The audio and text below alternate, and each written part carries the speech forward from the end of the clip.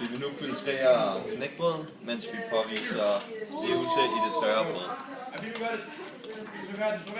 Vi skal gøre det rigtigt igen.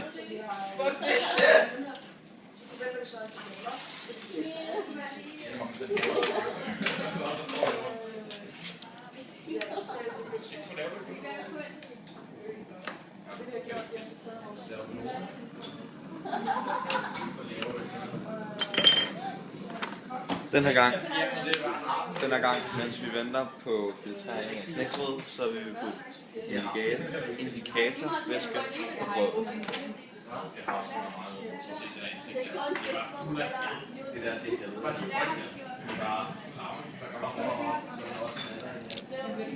Som I kan se, er der nu kommet en god sort farve på brødet. En god prik der. Det er en beviselse på, at der er stivelse i brødet.